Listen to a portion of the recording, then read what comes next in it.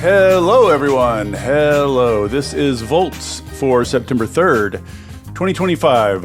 What's the deal with sodium-ion batteries? I'm your host, David Roberts. When it comes to energy density, it is difficult to beat lithium. It is the lightest metal, indeed the lightest solid element on the periodic table.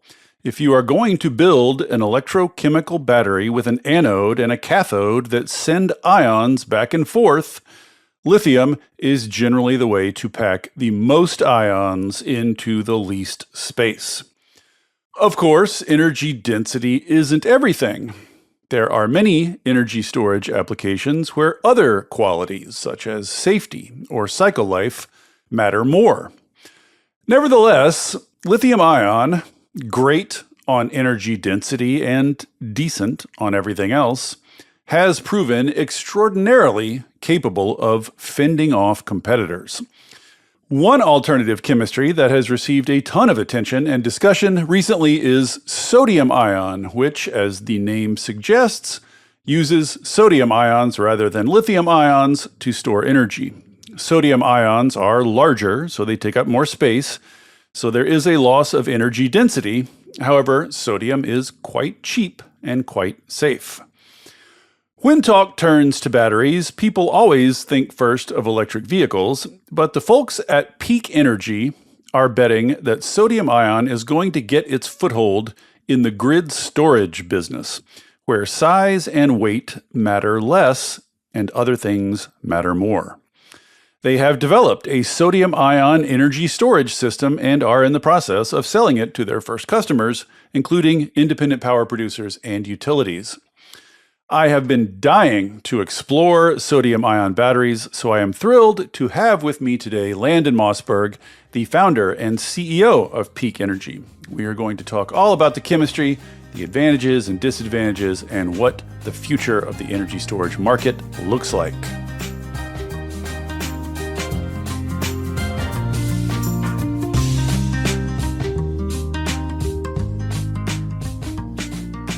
Landon Mossburg, welcome to Volts. Thank you so much for coming. Thanks for having me, David. Excited to be here. I want to get right into the geekiest stuff, but the ghost of the editor in the back of my head is telling me to start at a more approachable level. So I'm going to, as a first question, you have a long history you were at Tesla for a while, and then you're at Northvolt, which listeners may recognize, big battery company, recently went out of business. That's a whole different story. And then you sort of had this period where you were wondering what to do next, and you ended up coming back to batteries. Not just batteries, but energy storage specifically. So this is sort of a twofold question. One is, when you had a blank sheet of paper in front of you and you could have done anything in the world, why come back to batteries? And then two, what is it that you see missing in the energy storage, the grid storage sort of space? Why do you think there's room for a competitor there? It's a great question. I think Peak Energy, we're 90 people now, and most of us have been in and around batteries for most of our careers. And it's a constant joke in the company that, it's a love-hate relationship with batteries, right? It's a lot of other things you could do that would probably be easier, but hardware is legendarily difficult. So you got to have a little bit of a masochistic streak to do this. That's right. Though it is really fun. You get to work on really fun, hard problems when you're doing hardware. And I think batteries are some of the hardest things to make. And it's a pretty dialed-in industry, even though it's relatively young. So the level of competition's high. You have to have real value to survive there. So I think ultimately the reason why I'm doing it and why many others at the company are doing it is, we're fortunate to have been in a position where we were able to get exposed to this technology and learn about it. And there's not that many people with the experience to work on it. I feel deeply that it's a really meaningfully important problem to work on in the world. And when you're working on something that can really change something as large as our entire energy infrastructure, speed the transition towards more sustainable practices, try to rebalance the geopolitical disadvantage I think the U.S. and the West in general is against Asia on this critical technology. I think there's just a lot of really interesting hard problems to work on that are meaningful. And, you're spending a lot of time at work, so you might as well be doing something that you believe in. And you're an electrify everything guy, right? I mean, oh yeah, you're a member of that church. There's going to have to be molecules for some applications. I think just it's a density issue, but I think you can even solve that with like e-fuels and things like that down the road. Step at a time. But, we started Peak Energy, and the name Peak Energy comes from peaker plants because one of the things it's always perplexing, or not always, but at least for the last few years, it's been perplexing. Why are we still building those things when it felt like economically we're at the point now where you don't really need them anymore? So what is it that's missing then from the energy storage biz? There's so much momentum in the industry and in energy in general. So I think part of this is just the fact that the techno-economics have changed so quickly that even though it is often the cheapest, best solution to the problem, sort of storage plus some sort of renewable, it's a change management problem, right? Stakeholders don't know, or there's skepticism. There's a fear that it's new, right? So I think part of what we often say is we exist to sort of take away the final excuses, holding back the full electrification. And from my days at Tesla, one thing that I learned there that's really powerful is you can't just be content with building something that's good enough. You should try to make it as, it should be the best in every possible way you can make it. And that's what we were doing on the cars in the early days of Tesla, and that's what we're trying to do here at Peak. I think LFP ESS is already a really dialed in great solution to this problem, but it can be substantially better. And we're trying to do to the ESS industry what Tesla did to electric cars, right? Yeah. Okay, so that's a little background. You're in batteries, you're in energy storage. It's a booming market. It's growing quickly. There's a lot of people coming to it for the first time. It's very fertile. So with that, my next question requires a bit of wind up, a bit of introduction. This is like the second introduction, the nerdier introduction now that people have made it in a little ways, but this starts getting at what I'm really interested in. So just a little bit of background for listeners to contextualize this next set of questions. So I think listeners to this pod are familiar with lithium-ion batteries, and they're probably familiar with the fact that there are two big flavors of lithium-ion batteries.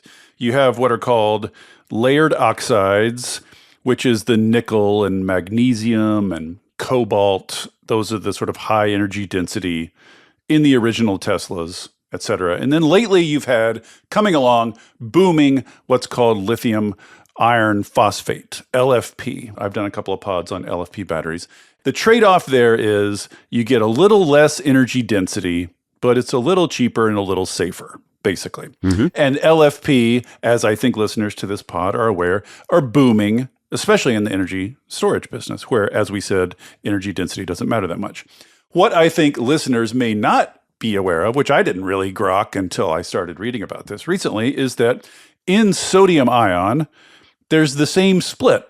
You have layered oxide sodium ion batteries, which are, you use iron or copper instead of nickel and magnesium, but same idea. And then on the other side, you have the phosphates called pyrophosphates, basically iron-based. And then you also have, there's a third branch of sodium ion, the Prussian blue, but we're just gonna leave that aside and pretend it doesn't exist because we're trying to keep things simple. So we have the same split in sodium ion between the layered oxides and the pyrophosphates. And it's the same trade-off. The layered oxides are more energy dense, but the pyrophosphate battery is a little cheaper and a little safer. So all of this is by way of saying you're taking a sacrifice on energy density by choosing sodium ion instead of lithium ion. And then you're taking another sacrifice on energy density by choosing the phosphate family of sodium ion rather than the layered oxide family of sodium ion. Basically, you're doing the sodium ion equivalent of LFP. NFPP for the listeners who are going to hear this all these acronyms flying around. NFPP is the kind of battery you're using. That's right. Which is nickel iron pyrophosphate. Yeah, no nickel in it. Oh, I'm sorry. I saw the N. Sodium, sodium iron pyrophosphate. But the same idea. So all of which is just to say you are on the low end on energy density. Sodium ion's less energy dense, and then NFPP is a less energy dense form of sodium ion.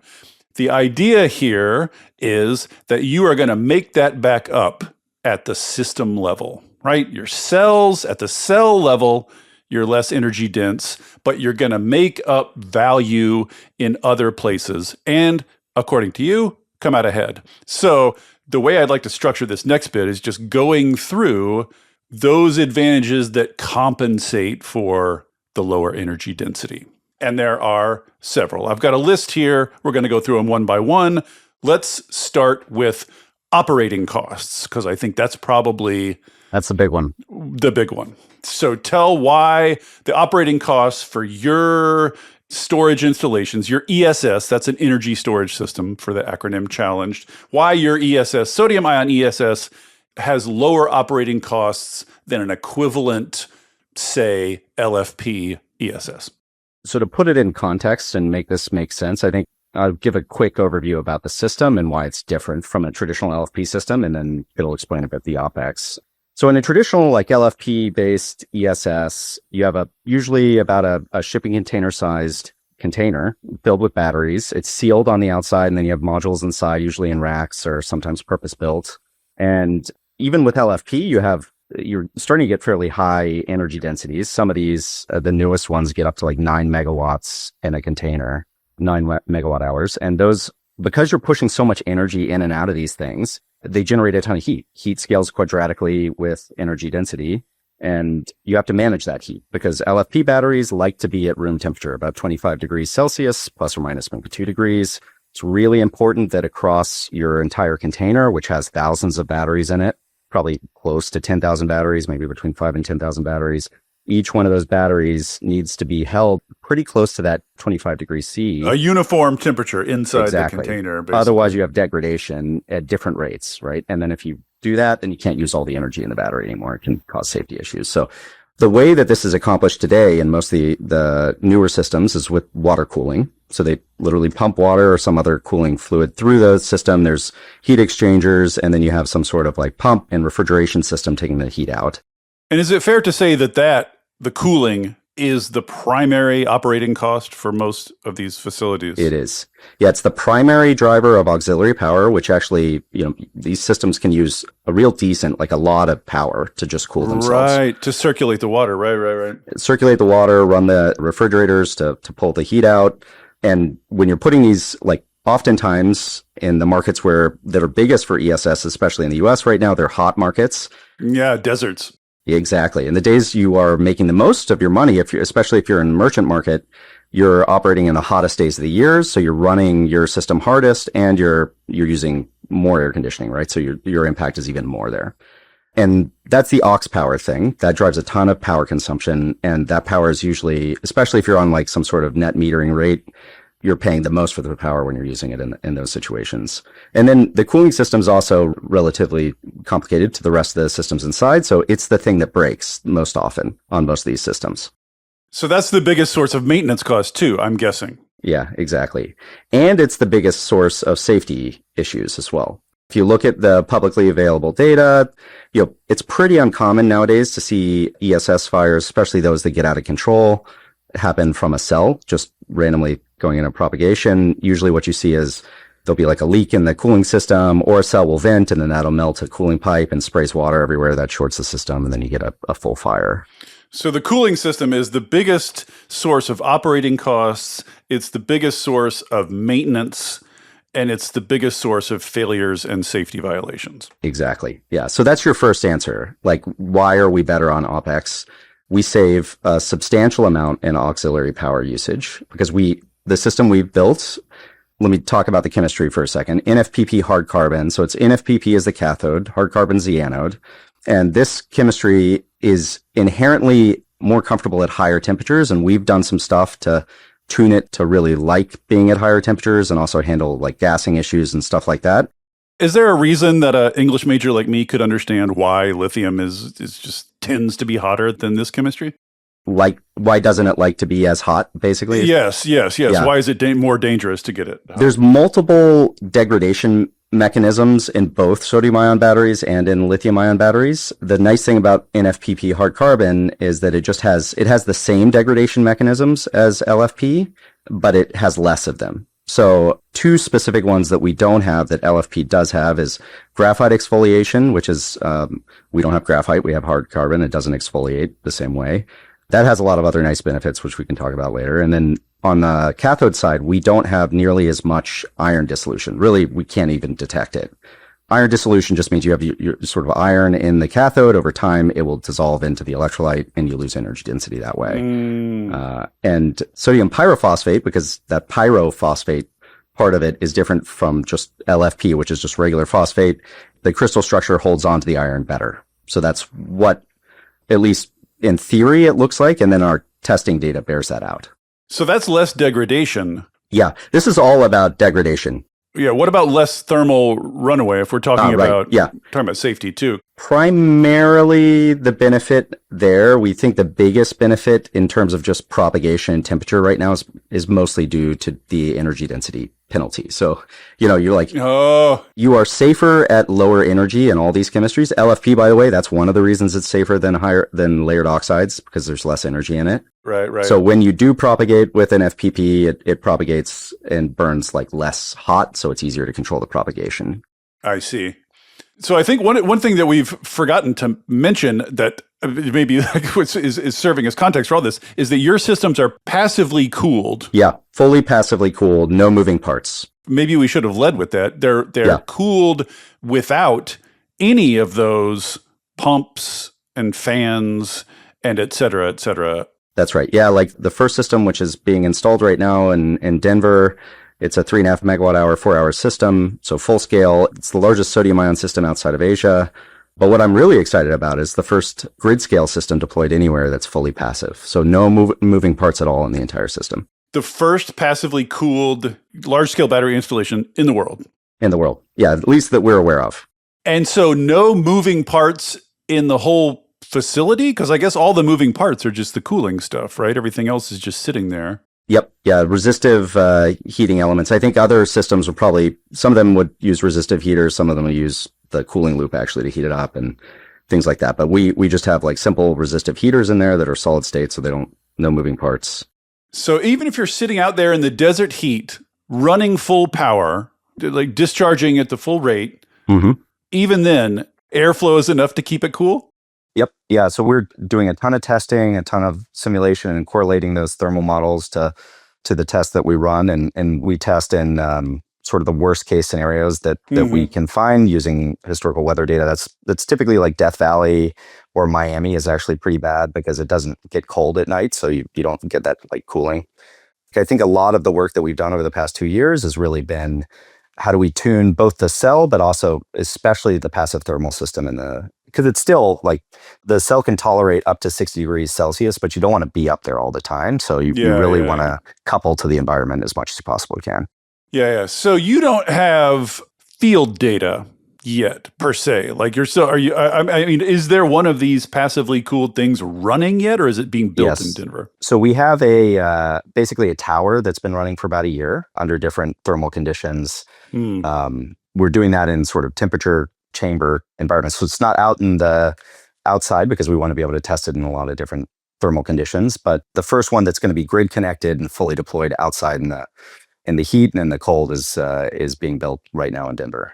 Interesting. When's that coming online? I was out there. We were pouring foundations last week. I think they're going to start installing it onto the pads this week. So a little bit is how long it takes us to interconnect, but I think we're within a few weeks now.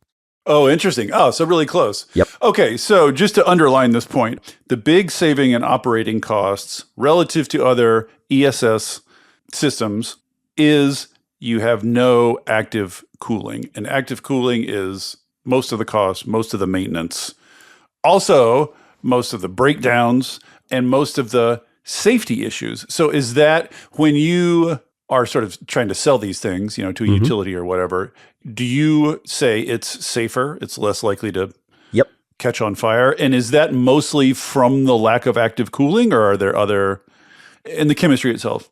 When you're able to take the active cooling out, you use a lot less power, which means you can simplify your aux power distribution through the system. You can simplify your safety disconnects, a lot of your ancillary systems that sort of go to support all this complexity, you can simplify it.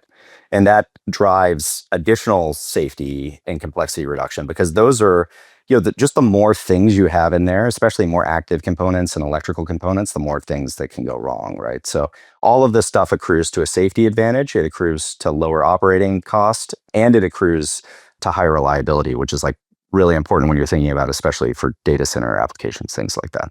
So in theory, you plop this thing out in the Denver hinterlands and it just sits there doing its thing. Why would you ever have to mess with it? Yeah.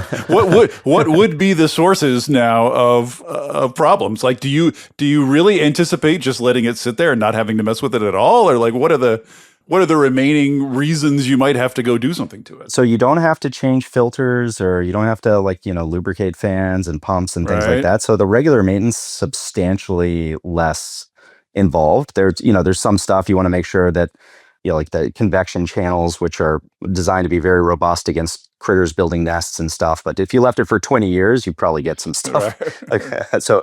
But whereas you're probably having to touch a normal ESS system like multiple times a year, even if nothing's going wrong, just for regular maintenance. For our systems, it's substantially less than that. Part of what we're doing right now is field trials to fully dial that in, but it's conceivable we could get this thing down to where you're not really having to worry about it maybe once a year, could be less than that. Interesting. I'm so taken with the no moving parts thing because, like, I'm just sort of you can see a system coming together in your head. It's like solar panels have no moving parts. The energy stored in batteries with no moving parts, and then like the energy goes to like I don't know, your phone. Your phone doesn't really have moving parts. We transformed energy into value without a single like moving mechanical piece being involved. That's a mind blower to me. Yeah, that's part of why I think electrification is so cool, right? You're just simplifying things, you're removing complexity, you're Yes. driving efficiency that way. And I mean, the other thing that you don't really think about with batteries in general, and this applies for LFP, over the life of the battery, you have expansion in the materials inside. So the battery actually gets like fatter, bigger Huh. as it degrades. That's primarily due to that graphite exfoliation, which I mentioned earlier. So that's actually, it becomes a source of complexity in the way you do your mechanical design. It's fully understood, but it adds costs and things like that. Another property that's really nice about NFPP hard carbon is you don't have that, which we think accrues to additional safety. We haven't gone really aggressive on the mechanical design yet to leverage that, but we think there's a lot of upside opportunity in that. So it doesn't expand at all over time? Very, very little. Like, I mean, to the point where we're struggling to detect it. So in theory, this enables you to pack more batteries closer together. Like if you were going to exploit that mechanically, It's more that you're probably a little bit more. What makes me excited about is like you can take some mechanical cost out of the system with that property the way they're designed today. But I think, and this is a sodium ion in general thing, there's stuff like this, and this is one of the big ones with NFPP hard carbon, that just make it probably more feasible for you to do more innovative, newer ways of thinking about what is a battery. Right now, we're not pushing these limits. Like the battery looks like an LFP battery from the outside, right. but you could conceivably go much bigger in terms of cell format without compromising safety with this chemistry than, for instance, LFP graphite, because you have other issues there. But in terms of your advantages, so you got lower operating costs because you've eliminated basically active cooling, which is the big problem in most places. And that's also giving you a big boost in safety. It says on your materials that your round trip efficiency is better than LFP. How is that? The ionic conductivity in almost, I think, pretty much every sodium ion chemistry is just higher. So that gives you slightly better RTE. You also generate less heat because, again, this is probably primarily because of the lower energy density, but that means less heat. You're wasting less energy there. So we think we're at the system level somewhere around a 1% better RTE than LFP. I see. So a little better, but not a huge thing. 1% is a pretty, I mean, when you're talking about these systems, there's a lot of like hand wringing over, 0.2% type thing here. So it ends up being a pretty nice business case driver for the model there as well. So let's talk about another advantage that you talk about, which is supply chain. This is a huge piece of all this. I mean, I've done several pods on this. Everybody's wringing their hands over the fact that the lithium-ion battery supply chain is like 98% in China. So two questions. One is, where is the sodium-ion supply chain currently? Because as I understand it, that's all in China too, at least for now. So what's the potential here? What's the potential advantage over lithium ion here? Yeah, and this is where I think like sodium's really cool. Well, I mean, there's a lot of places where it's cool, but like One of the reasons it's really nice is the bill of materials for a sodium-ion battery, with the exception of the anode active material, the cathode active material, and then the salts and the electrolyte, all of it is the same for sodium as it is for lithium. So you can leverage a really robust, highly scaled, mature, de-risked supply chain for almost all the components in your cells. I see. Wait, say that one more time. The parts that aren't. Yeah, so like anode active material, cathode active material, and then the salts inside the electrolyte. Pretty much everything else inside is just standard lithium-ion stuff right now. I see. So you're basically, at this point, building a lithium-ion battery with 2 or 3 ingredients different. Exactly. Which means most of the supply chain is just the lithium-ion supply chain, Yeah. which is already built. So what about the supply chain for those relevant materials? Yeah, so the ones that are different, those you do need specialized supply. Most of that supply is currently at scale in China. There are some projects for active materials that are happening outside of China now. It's still relatively nascent. What you have in China is somewhere probably between, let's say, 30 gigawatt hour and 100 gigawatt hour of capacity. And what's interesting is that Sodium-ion capacity. Sodium-ion capacity, yeah. And you can use, not just for cell manufacturing, but also for these active materials, the manufacturing process is really, really similar today for sodium as it is for LFPs. So you can kind of use the same manufacturing infrastructure. And in fact, that's what we see a lot of suppliers doing, is switching over excess capacity that they have for lithium-ion.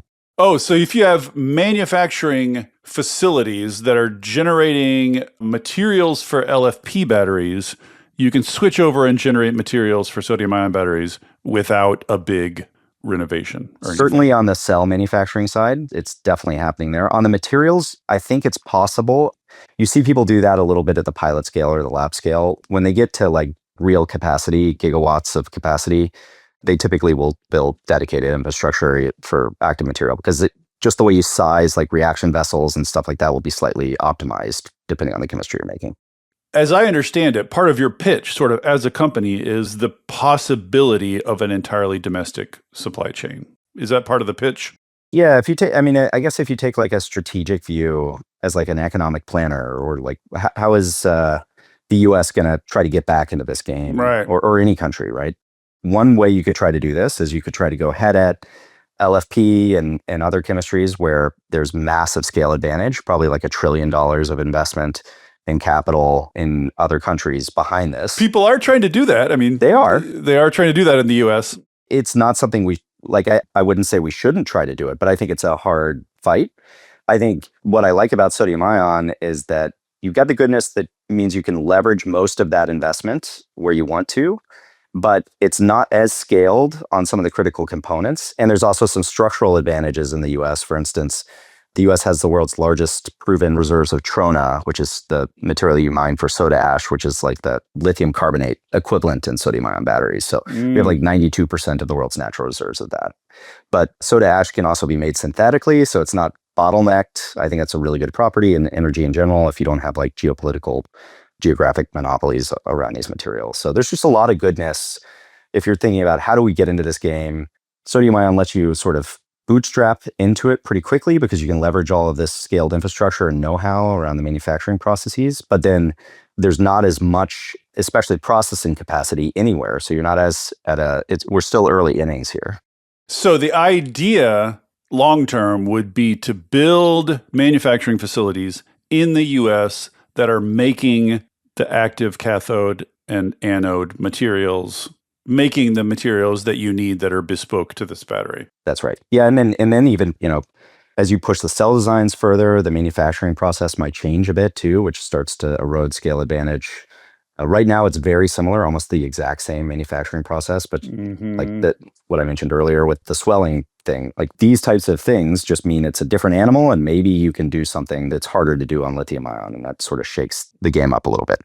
So to boil all this down, basically, like China's so far ahead on lithium ion that's effectively impossible to catch up. So far ahead on LFP that it is going to be very difficult to catch up.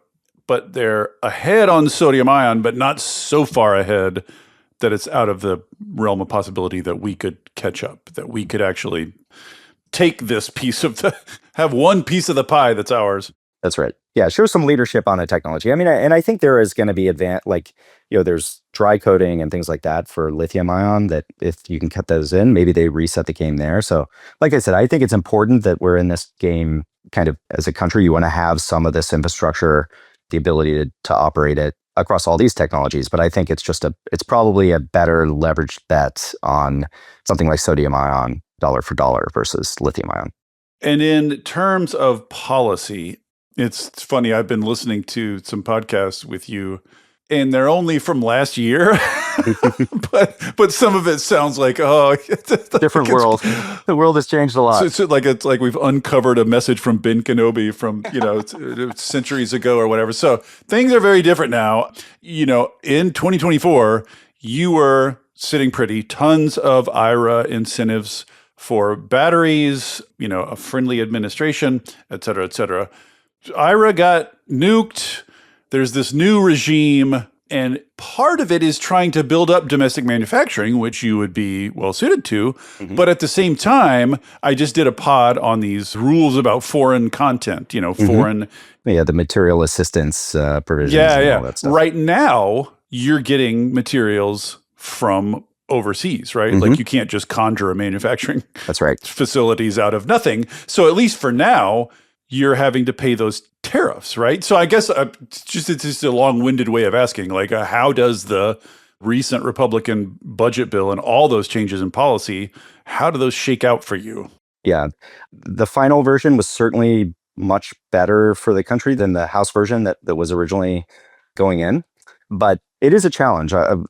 As you think about the rational steps you would go through to sort of stand up a supply chain and get manufacturing going, you start with end application, which is what we've done. We've got great customer traction. We'll be announcing some stuff on that fairly soon here. And that customer transaction sort of translates into bankability for a factory. Yeah. And then you use that to build a cell factory. And then once you have the cell factory, you can do offtakes to material suppliers, right? So it's a multi-year journey to build the full supply chain up. Right. You have to bootstrap yourself up to that point. Yeah. Or, I mean, the alternative is you do it all in parallel, and then there's counter dependency risk between these different, your upstream supply and your downstream off-taker, but you can do it. It just requires a lot of capital, and a lot of capital that's very, very comfortable with high levels of risk. And in fact, that's kind of what China is doing, right? Like it's comparatively much easier to secure financing for these supply chains in China. So you can kind of build them all in parallel without hard offtake.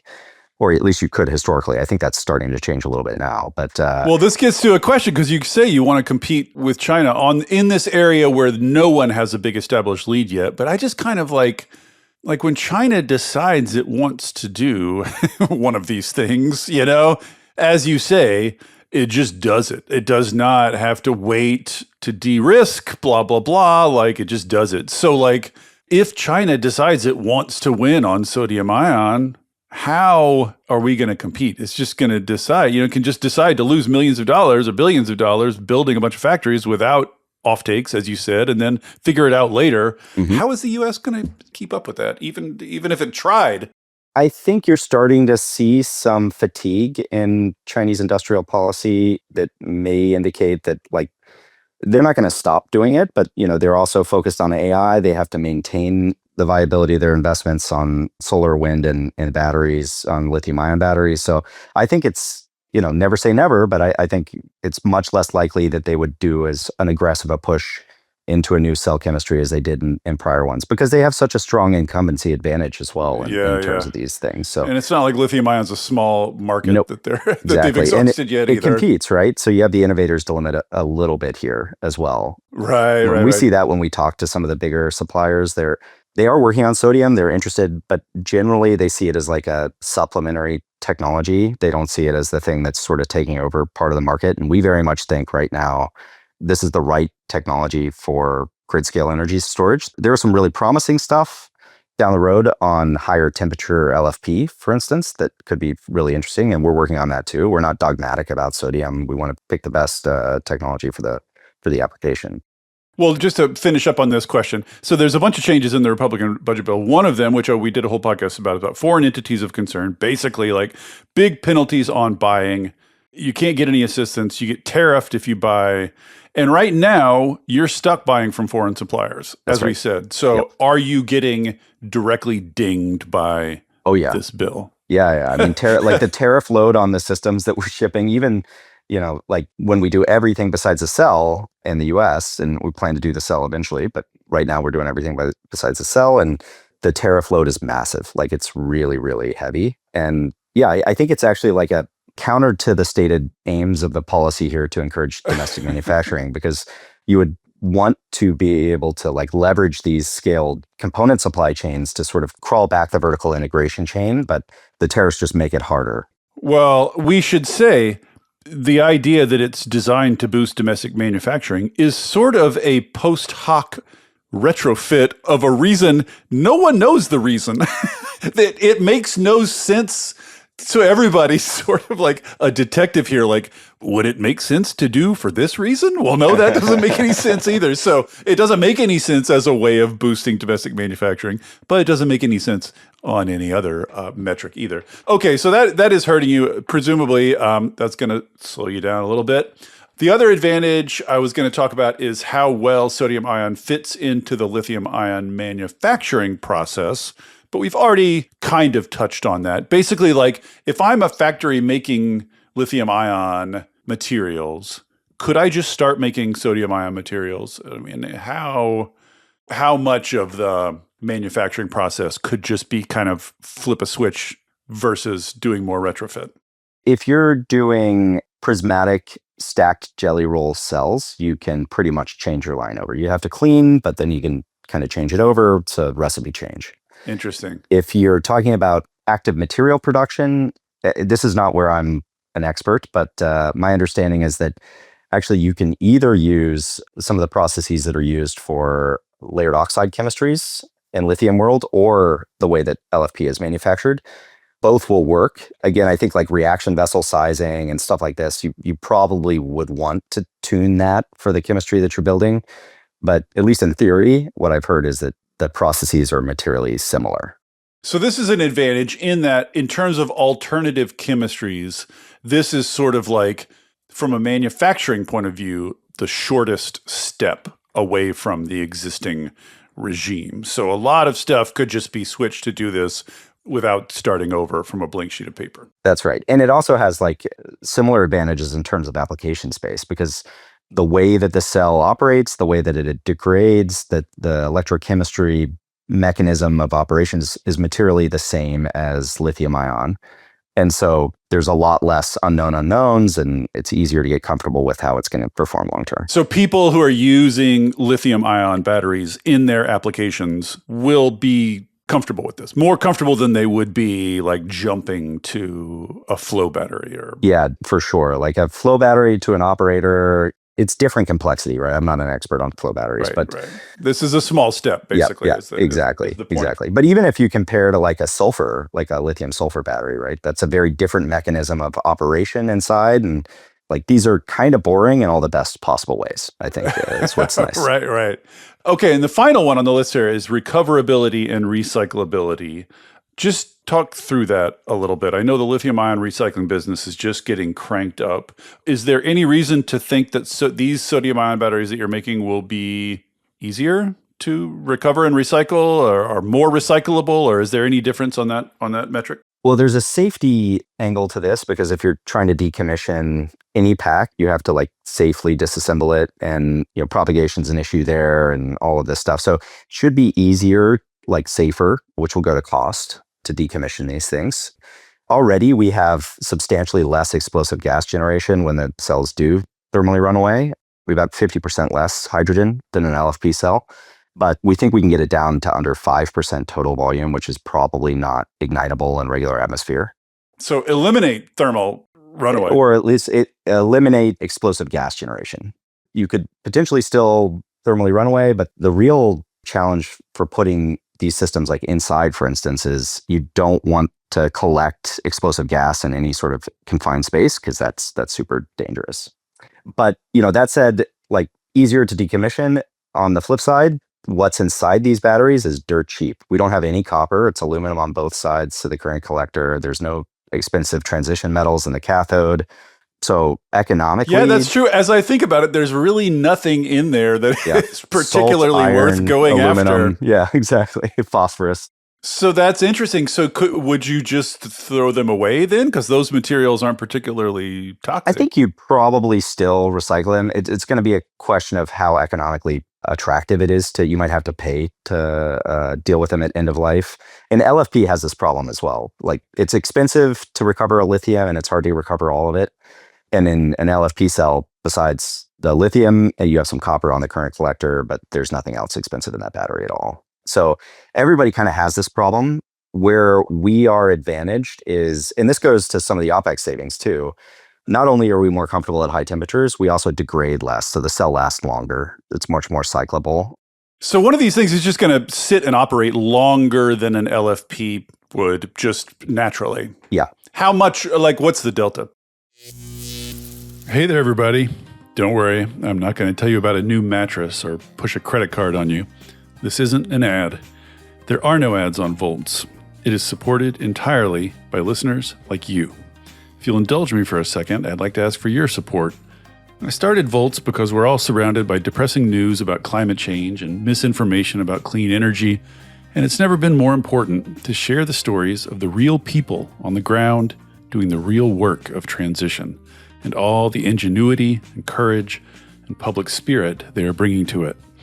People are hungry to hear these stories, to learn from and find inspiration in them.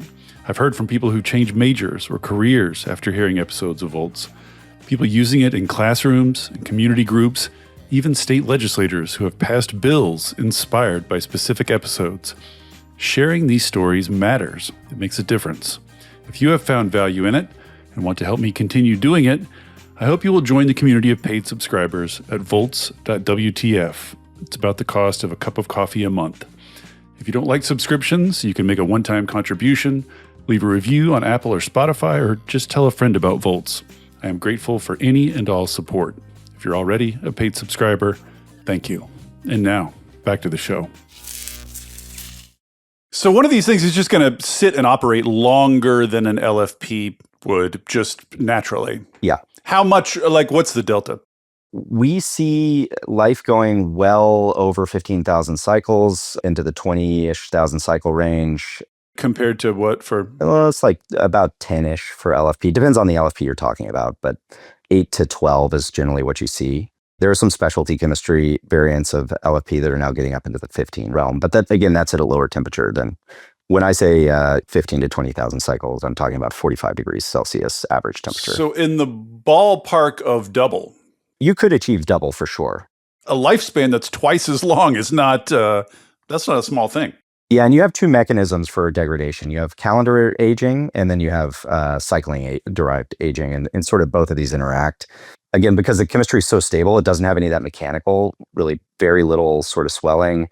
That means it just can last. It's just kind of really, really stable. That's one of the reasons we picked it. Early on, we knew that the energy density penalty was going to be a challenge for us to go after, but it just felt like a really safe, stable platform to build our first product on. And then I think we vastly underestimated the value of that stability, because then it accrued to all these OpEx savings. And by the way, I didn't even talk about the CapEx. I mean, the cell itself, because we have this energy density penalty, is, like on a cost per kilowatt hour basis at the cell, is more expensive than LFP today.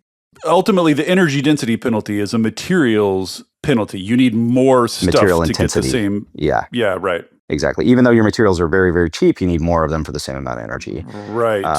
And so you're fighting against that penalty in everything you do. Our OpEx savings end up being, if you take like the net present value of them over a 20-year system life, discount them by like 10% a year, which is kind of the standard number, you're talking in the realm of about $75 per kilowatt hour of savings, TCO.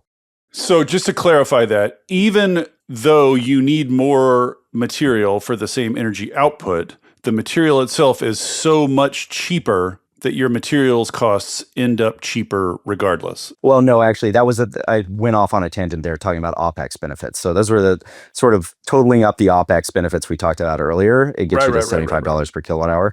At the system level, we basically have just the cell level energy density cost penalty. So on a like-for-like basis, at the cell level, you're paying right now today about $30 per kilowatt hour more than LFP. LFP is like around $50 per kilowatt hour. We see that trending down to get to within about $10 per kilowatt hour more by 2028. Sodium ion trending down. Yeah, exactly. But you would expect, because we have this big energy density penalty, you would expect to see that sort of exasperated at the system level because you also have material intensity there. But because we've been able to simplify the system so much, take out the passive cooling, take out all of this aux infrastructure, we're basically able to hold that line. So our penalty is really on the order of about $20 per kilowatt hour more than LFP. And then we have $75 per kilowatt hour savings for OpEx. So you end up coming out like way ahead at the total system level. I see. So you have slight penalty on the CapEx level, but huge savings on the OpEx level. That's right. Thus coming out ahead of LFP currently. Like your current product that you can sell to people today, you can promise them that on a total cost of ownership basis, it'll be cheaper to buy your thing than to buy an LFP. Yeah, I mean, cards on the table today, like if you're buying for a system that's going to deliver next year, it's definitely going to be more expensive because we're scaling. But we're delivering like small scale systems. This is mostly like for bankability projects to customers. And we're not talking about like massively more expensive. With the TCO benefit, you're probably right around parity. But by 2027, certainly the business case is really attractive for customers there when you factor in the OpEx. Interesting. And so these small scale projects you're doing today are mainly just for bankability purposes, just to show. Yeah, customers want to put, like maybe 10 to 50 megawatt hour each. Everybody has a different, so there's still big projects in terms of like the amount of revenue you're talking about, but in the overall scheme of things. And where are you on bankability? Like, do you feel like you've got some lenders that are getting more comfortable here? Like, where are you on that sort of journey? When we started the company is about a little over 2 years old. And even before we formally incorporated the company, we were already talking to customers, putting together a plan to get, customers comfortable, get financing parties, insurers, regulators, everybody kind of going through this. We call it the Peak Pilot Program. It's been running now for 2 years. And we're relatively far down that path. We expect full system certification first half of next year. And aligned with that is when we start to see the banks getting comfortable and customers doing basically what we're signing up for right now, our first projects, which are like fully contracted, PO'd. But then there's CPs on those projects that unlock much larger deliveries in 27 and beyond based on us delivering those first projects successfully. You think, say, by the end of next year, you will have banks that are ready to fund large-scale projects? Yeah. Okay. These are meant for roughly the same duration as lithium-ion. Is that right? Like 2 to 8 hours-ish. That's where you're playing. Yeah, our first product's a 4-hour system. But we could do 2, we could do 8, But duration-wise, you don't have any advantages over lithium-ion. You're in the roughly this comparable. Yeah, you could actually, what's interesting about all sodium ion is because that higher ionic conductivity, you actually can push a lot more energy through the cell. So it's like much higher potential power rating. So you could go really short duration.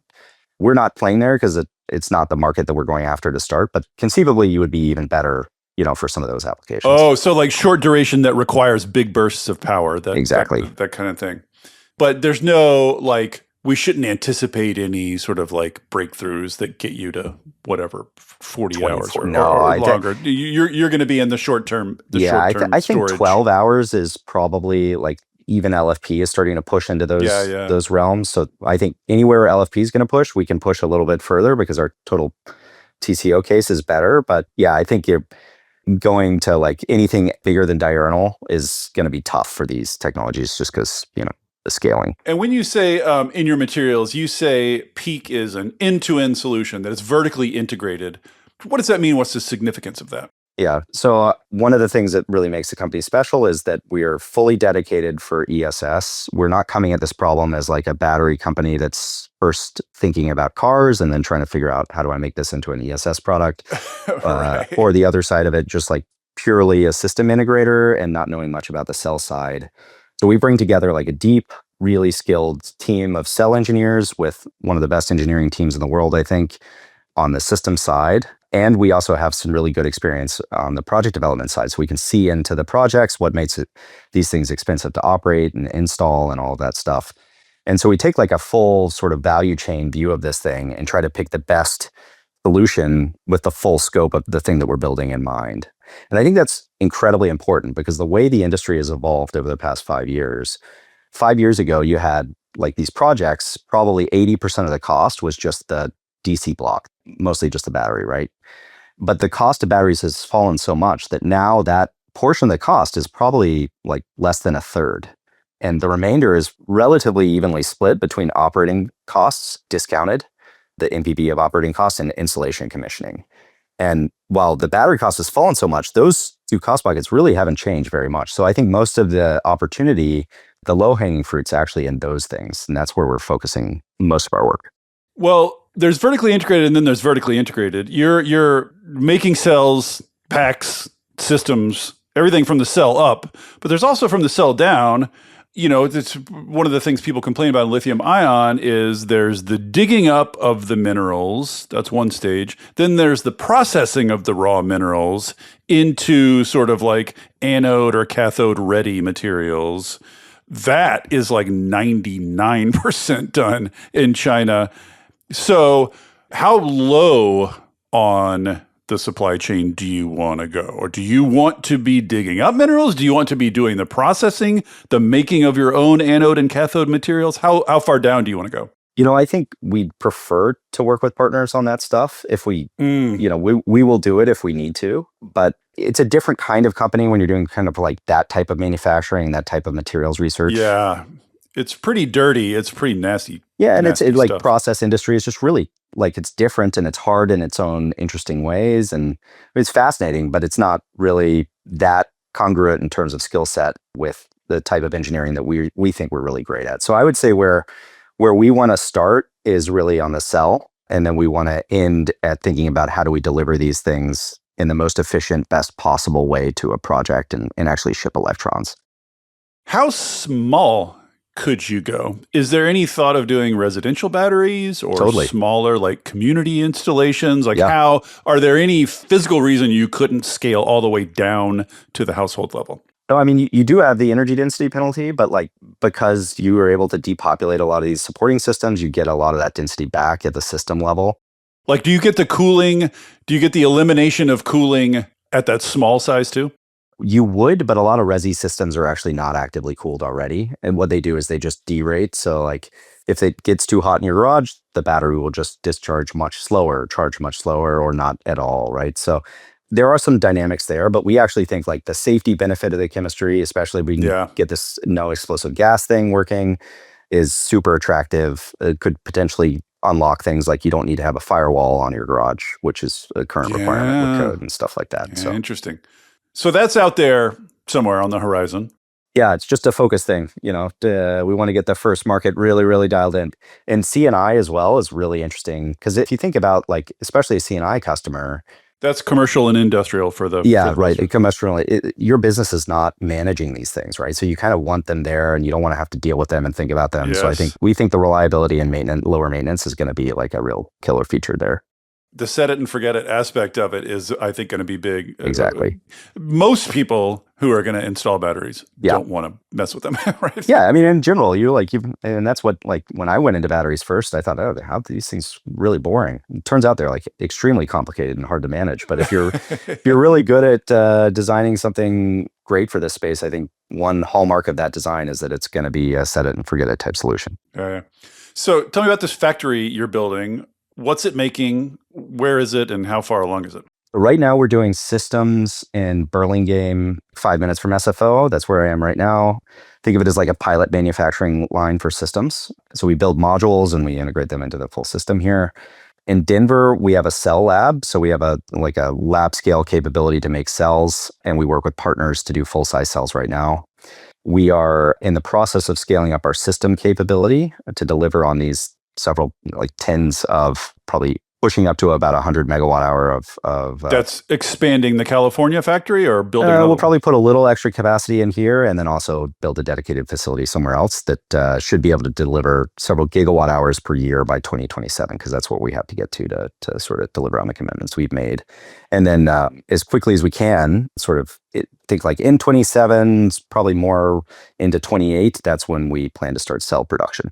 Ah, I see. So currently you're buying cells from partners, Yeah, but you want to bring that in-house too. that's right. And one of the things here, like one of the reasons people have had such trouble competing with lithium ion is that however much lithium ion costs today, it's probably going to cost a lot less, whenever you've developed your product or built your factory, whatever it is you're trying to do. Is your business case in any way dependent on lithium becoming supply constrained and more expensive? No. So basically, when we're aiming all of our sort of techno-economic targets, we're aiming at what we think is like the most aggressive case for LFP getting to in the next, 5-ish years, which is a bit lower than where it has been. It's actually gone up a little bit in the last few months, but like take the low point over the last year and a half, we think it could go down a little bit lower than that. But barring some really aggressive change in technology, something new that is still in the lab somewhere, we don't see it going substantially below where it has been for the past year. I mean, There's a lot of resources going into LFP right now. I mean, a oh yeah, yeah. lot of brain power, a lot of manufacturing power. I think you can drive it maybe another $5 to $10 per kilowatt hour lower with just by improving manufacturing, going to bigger cells, stuff like Mhm. that. And that's why we build that into our case. But then to get lower than that, you need to start thinking about like even higher, like electrode loadings or new sort of something almost at the material science level that we don't, at least it's not clear what that would be right now. So I agree, but like the critical success factor for a lot of these things, and it's what one of the things that makes batteries hard is, right, you kind of have to like predict the future about where things are going to go. Yes. A lot of people have predicted that lithium will become supply constrained, and a lot of people have come to tears Yep. from that. So that's a rickety thing to base anything Yep. on. That's right. And I think like you're already at the point now where the battery, like the actual cell part of the system is only, let's say it's $50 per kilowatt hour. If you cut that in half, that's $25 lower. And that would be like a really aggressive cut there. We're still probably about 10% better than LFP at the system level, even if that happens, right? So we have a lot of buffer with these I OpEx, see. and Interesting. we're also not stopping. I mean, we have some pretty exciting, aggressive plans on how we take some cost out in other areas. Two-part question. One is your sodium ion storage systems that you're building now. Where are you trying to lower costs? Like where is the sort of R&D happening? Where is there room still within this system for further lowering costs? And then secondarily, like what's out there beyond sodium ion ESS? hmm Yeah, so I think there's a few areas of opportunity. One is like expanding the scope of the thing that we're working on. So we're looking at power electronics next, because if you look at the things that break at not just the battery, but like the whole site, the next thing that's breaking all the time is the inverters and the transformers. Those are all actively cooled. There's scope to make them passive. There's a lot of other like challenges with actively cooled systems. For instance, one of them is noise, which sounds kind of crazy for these, but like that's increasingly becoming a problem of getting them permitted where people live. These things are super loud. It's Yeah. not something you would think a battery Exactly. if it's just sitting there, but Yep. like these battery installations are weirdly loud. Yep. And that's all the thermal system. Or not all, but almost all of it is the thermal system. So to have a truly silent one, we need to make a passive power system. And if you get into the power system, there's a lot of really interesting things you can do. I mean, already the system is really attractive for data centers because of the safety benefit. That's really important for these types of customers, but also the reliability thing. It's easier to hit your nines with this kind of a system. But we think we can extend that advantage even further with some power electronics work that are specifically designed at those types of customers. So there's a lot of interesting stuff around that. There's some interesting stuff around like how we install and ship the product to the site. Those are big cost drivers, increasingly large. Installation commissioning is just wildly expensive in general. And I think there's a lot of opportunity on that. What does that mean, installation commissioning? Say a little bit word about that. What is Like that? getting it to the site on trucks. These are usually oversized, very heavy loads. So you got to permit the trucks and all that stuff. Then you have a Right. crane and you have people on site. You have electricians, foundations. It's like a little bit like a construction challenge in general, like death by a thousand cuts. But I think there's just a lot of opportunity to really optimize that process. So there's less on-site work to do. And the work that's still there is more highly automated.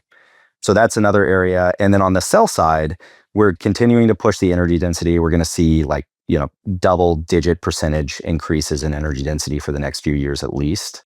Where's that coming from? Yeah, it's interesting. Like, it's, again, goes to why, like, I really love building on a platform that's borrows so heavily from lithium ion, because a lot of this is just stuff that LFP did, right, for the last 10, 15 years.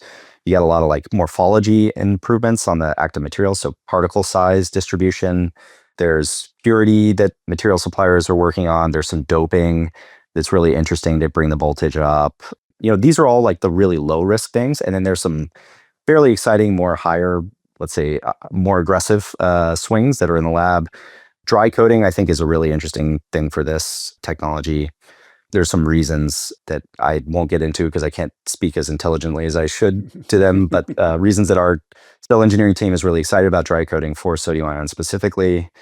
And then there's some really interesting research, actually, some published out of China and in Nature. There was recently a really good paper on this, some done in the US. Shirley Ming published a paper all around anode-less batteries, or like reservoir-less, or whatever you want to call self-forming anode. Anode-less. Yeah. So it's basically, you just have a current collector down, and then you plate onto that current collector from the cathode. You don't have any anode active material. Interesting. Are these out there somewhere? In the labs. And this isn't a new idea. This is like, everybody has been going after this in lithium ion for like almost as long as lithium ion's been around. Like, it's one of the big things, for instance, like QuantumScape is trying to do. Most solid state companies are trying to go for it because it's a little bit like the holy grail of batteries, because you get a huge inner density improvement and you're not paying for the active material on the anode side. But sodium ion, because of the some of the properties of sodium plating, like, just make it look like it's potentially easier to make it work safely than it is with lithium ion. Right. So no one's really probably put a ton of energy into trying to do that particular thing with sodium. Yeah. It's early, only a few years into it, but like, our head of cell engineering comes from Solid Power, right? And he ran a bunch of the work over there for like 10 plus years. And they were trying anode-less in the early days. And he tried it here. We just tried it in the lab. The first shot in the lab got to over 100 cycles on a coin cell. And it took them years to get to that level at Solid Power. So it's like, it's hard to extrapolate. Are we going to get to the level of stability we need for a commercializable product? I don't know. But it looks really promising based on early indication. So there are large-scale breakthroughs, at least in the theoretical space out there available to you. I'm very curious, like, you're in a business-wise, people who are investing in your company would like you to make a product and sell it and make money. On the other hand, you are also in a space that is relatively new in terms of R&D and understanding of the basic physical properties. So there's a ton of really basic R&D to be done.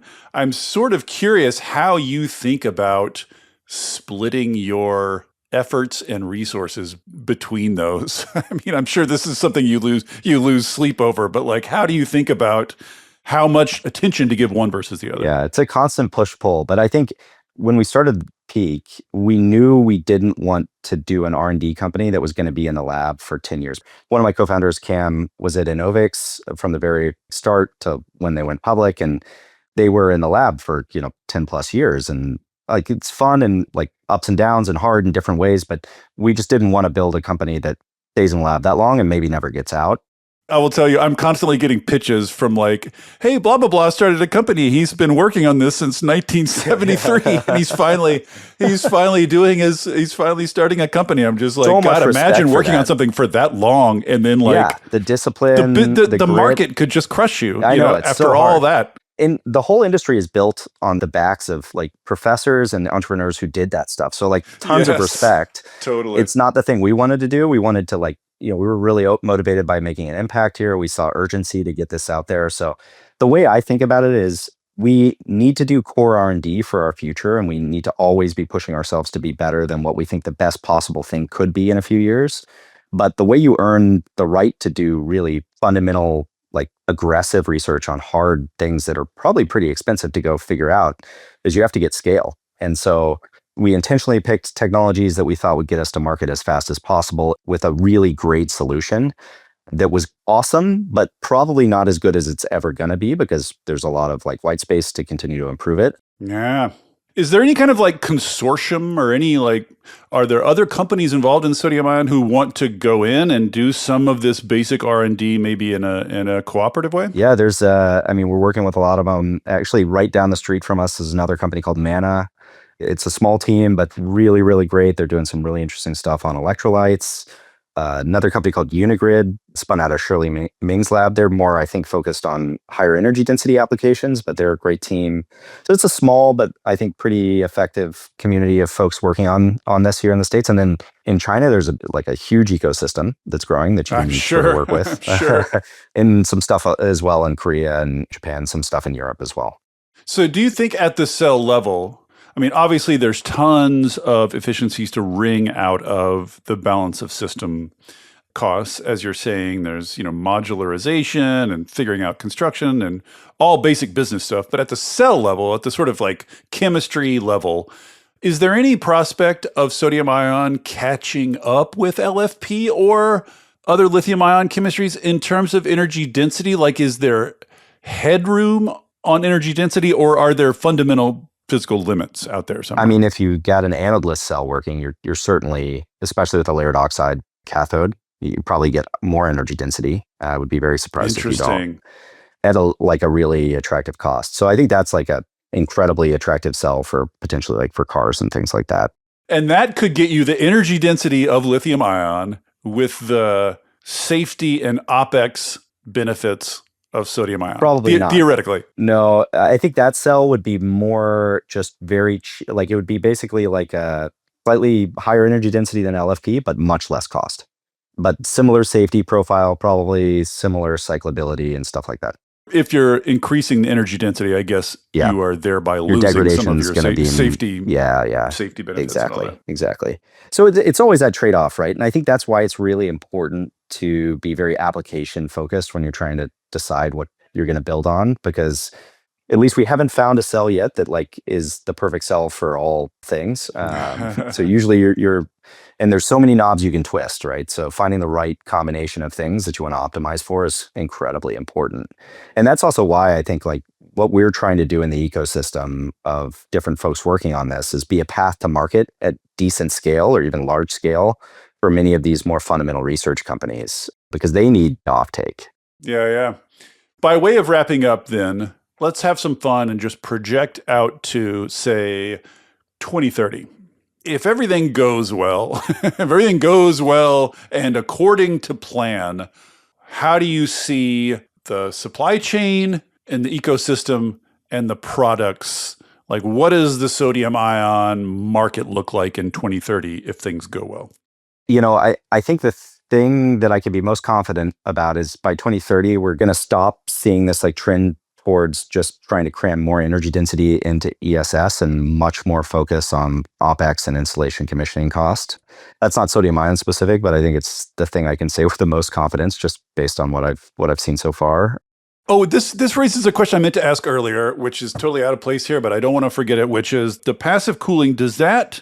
Because one of the things you have to do with a lithium ion, with these big containers, is you have to space them out. And there's just one layer of them because of the heat. Does your passive cooling allow you to cram your containers closer together or stack them? Like, could you theoretically get more storage on the same piece of land because of your cooling benefits? We think so. So we have some sort of like prototype stuff around stacking, going higher. And actually our current site layout is more energy dense. So we have probably not enough time here, but like our mechanical system design is really interesting, a lot of really cool ways. And it lets us sort of service the modules in a different way than is currently done, which require really large like aisles between them. We're not making any aggressive assumptions on like, you don't need to leave room for fire trucks and stuff. We have the same sort of requirements there until maybe in the future we have even higher safety system where we can start to densify even more in that direction. But right now we're not making any of those assumptions.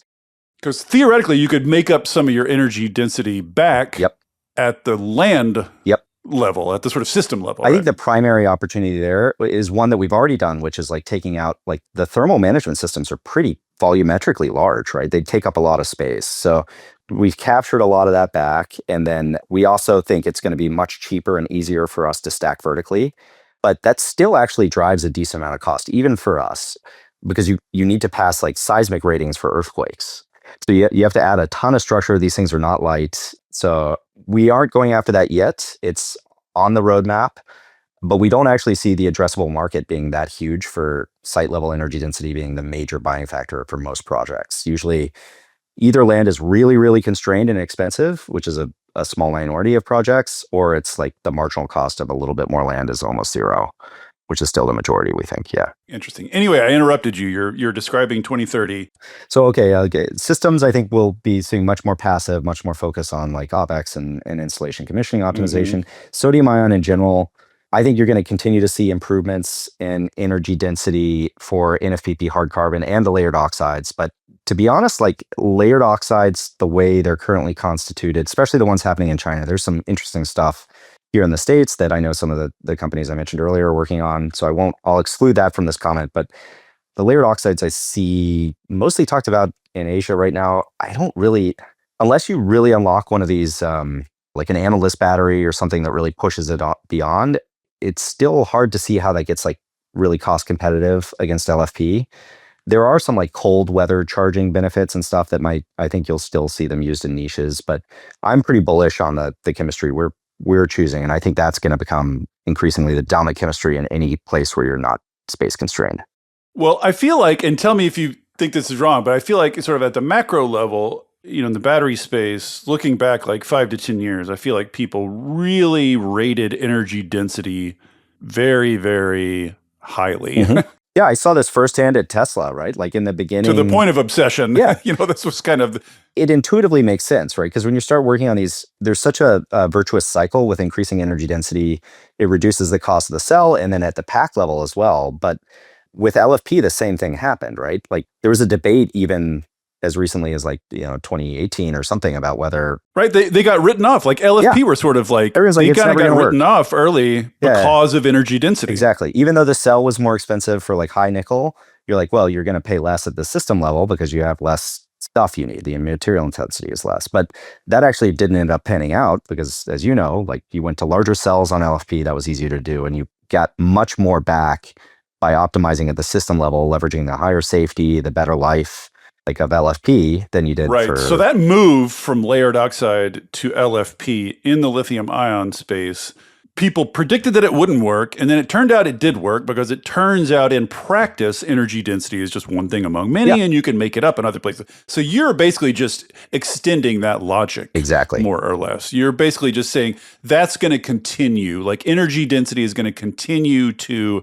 decline in importance and other things are going to continue to rise. That's your prediction. There's always going to be this trade-off, right? Because if you ever go too far in the other direction, energy density but like I think you'll see these like boom and bust cycles almost of like energy density is most important until it isn't anymore, and then it's other stuff.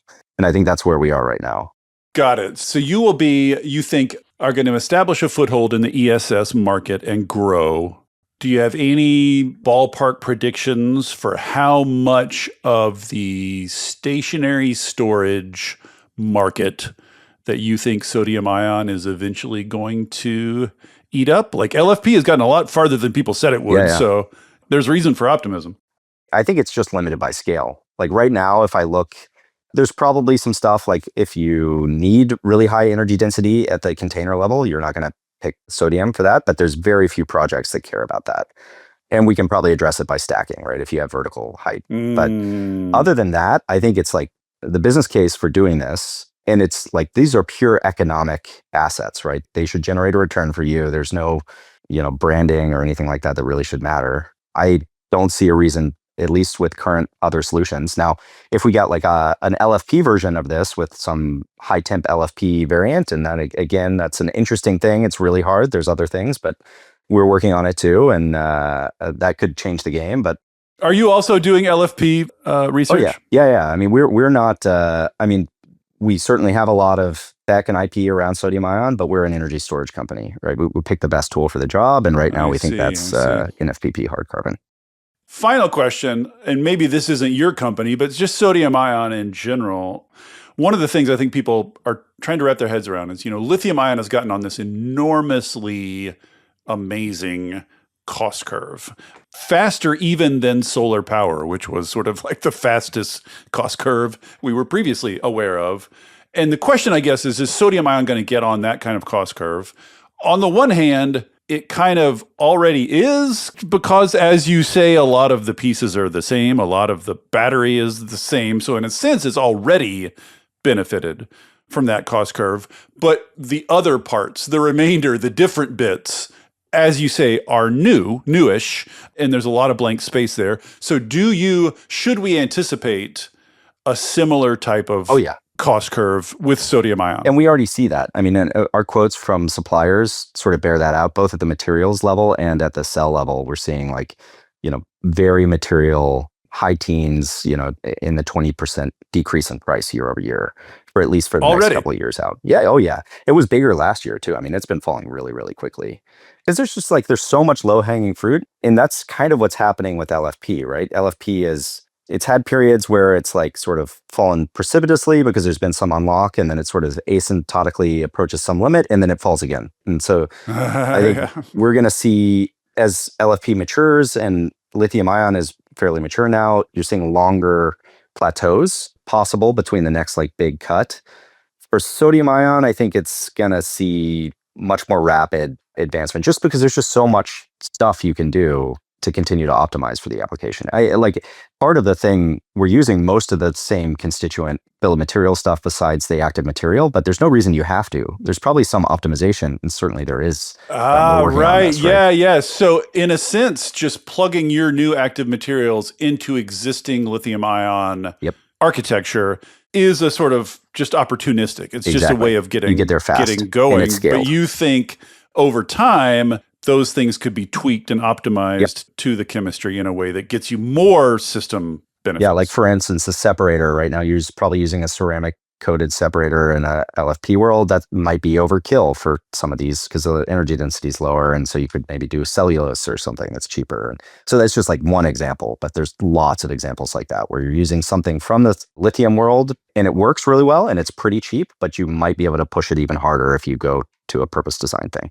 Really interesting. I tell you, man, there's these are such salad days for hardware engineers, just for engineers generally. I just don't understand why all these young, smart people in Harvard or whatever are going into crypto or going into apps. Honest to God, how much faster can a burrito get to you? There's so many cool things to be doing right now. I don't understand why all these young, bright people coming out of Ivy League colleges, et cetera, aren't just flooding into this area. It's so fun and cool right now. There's so many, as you say, low-hanging fruits to be discovered. You can be a hero in this. Well, I love that. I love that you said that. Help us recruit a little, because I think there's, if you want to work on really hard, interesting problems with some of the best people in the world, I think this is a great place to come do it. But in general, I would pitch, go work on energy or hardware in general. There's not enough smart people working on that stuff, and it's really hard. All right. Your lips to God's ears. Well, Landon, thank you. This has been as fascinating as I thought it would be. Thanks for coming on, and thanks for all your work. Thanks for having me, Dave. It was really fun. Thank you for listening to Volts. It takes a village to make this podcast work. Shout out especially to my super producer, Kyle McDonald, who makes me and my guests sound smart every week. And it is all supported entirely by listeners like you. So if you value conversations like this, please consider joining our community of paid subscribers at volts.wtf, or leaving a nice review, or telling a friend about Volts, or all three. Thanks so much, and I'll see you next time.